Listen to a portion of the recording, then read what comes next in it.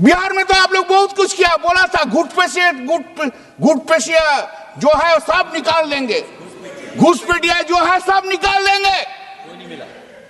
मोदी जी जाकर स्पीच दे, अरे हम लोग तो घुसपैठिया का निकालने के लिए एफआईआर किया है।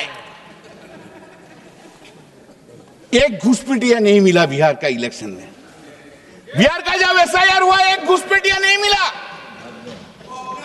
अरे घुसपैठिया नहीं मिला उनको। अरे घुसपैठिया लेकर क्या करेगा? Where is the foreigners? You have failed to discharge your duties. If the foreigners have come, override, come, whether they have come, BSF could not detect it, CISF could not detect it. That's a fault on the part of the Home Minister and the Honorable Prime Minister. That is not the fault of anyone. अरे आप तो सुनिए sir, आप इतना बात बोल रहे हैं, अभी तो मिजोरम में क्या किया? मिजोरम में क्या किया? मिजोरम में they have given, the power has been given. Home department ने मिजोरम को, गवर्नमेंट को परमिट कर दिया, जो बाहर से आते हैं उसको एंट्री करो। Why? What is the reason? Is the Mizoram state is a favored child of the Narendra Modi and Amit Shah ji? And Bengal mein, if someone speaks Bengali in Delhi, at Delhi, she or he would be arrested. And you have seen that Supreme Court order. पहले उनको ले आओ, उसका बाद विचार होगा। Has been compelled to Sonali बीबी को ले आना पड़ा, उसका बाद विचार होगा। देश से तुम सब बंगाली लोग को निकाल देंगे रोहिंग्या बोल के। और रोहिंग्या कहां आ रहा है? रोहिंग्या आ रहा है मिजोरम में। रोहिंग्या आ रहे हैं मिजोरम में under the directions of the home ministry. I know, I understand the problem. This BJP is basically a Bengali hater. हमारे टीएमसी के साथियों ने काफी कुछ कहा। जरा खुद को अपने गरेबा में देखें। निर्मम सरकार पतन के जितने भी पैरामीटर्स हैं, उन सब पैरामीटर्स में नए नए रिकॉर्ड बनाते जा रहे हैं और यहां उपदेश दे रहे हैं। क्या हाल करके रखा हुआ है? ऐसी निर्मम सरकार से वहां के लोगों का भविष्य अंधकार के अंदर डूब रहा है, लेकिन इनको कोई परवाह नहीं है। सत्ता सुख के सिवाय कोई आकांक्षा नहीं है और वे यहां उपदेश देते हैं। घुसपैठ, दुनिया का समृद्ध से समृद्ध देश भी अपने यहां गैर कानूनी नागरिकों को बाहर निकाल रहा है। हमारे देश में घुसपैठियों को बचाने के लिए अदालतों को तब तक प्रेशर पैदा किया जा रहा है। मेरे देश का नौजवान कैसे ऐसे लोगों को माफ करेगा जो घुसपैठियों की वकालत करने के लिए ताकत लगा रहे हैं? और घुसपैठिए मेरे देश के नौजवानों के हक छीन रहे हैं, उनकी रोजी रोटी छीन रहे हैं, आदिवासियों की जमीन छीन रहे हैं। बेटे बेटियों के जिंदगी पर खतरे पैदा हो रहे हैं, लेकिन उनके लिए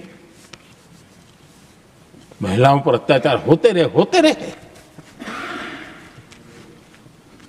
सत्ता नीति के सिवा कुछ करना नहीं, और वो यहां पर हमें उपदेश दे रहे हैं।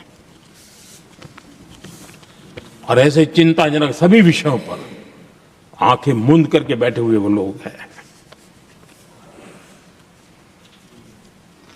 एक हमारे माननीय सदस्य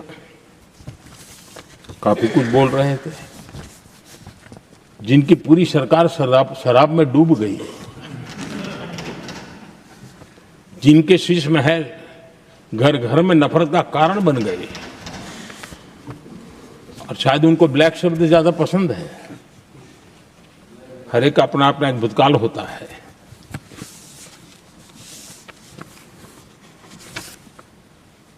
पता नहीं ब्लैक के साथ उनका क्या पुराना रिश्ता है।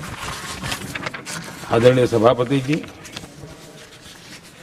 ऐसे सभी साथियों से मैं आज जरूर कहूंगा,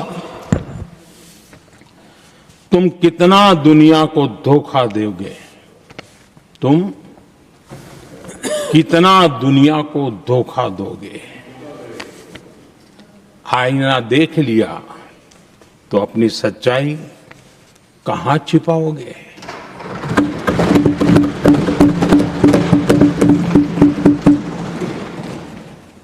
कांग्रेस हो, टीएमसी हो, डीएमके हो, लेफ्ट हो, ये दशकों से केंद्र में सत्ता में रहे हैं, सत्ता के भागीदार रहे हैं। राज्यों में भी उनको सरकारें चलाने का अवसर मिला है, लेकिन उनकी पहचान क्या बनी। आज डील की चर्चा होती है तो गौरव से कहते हैं, तब डील की चर्चा होती थी तो बॉफोर्स डील याद आता था। ये डील होते थे।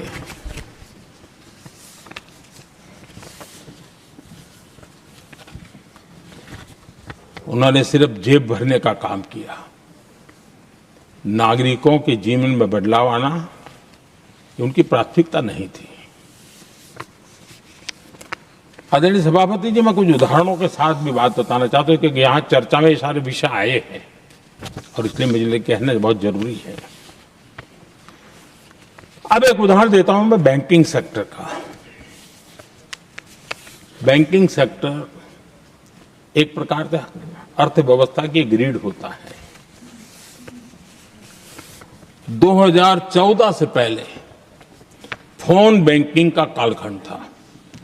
नेता के फोन जाते थे और उसके आधार पर करोड़ों रुपया दे दिए जाते थे,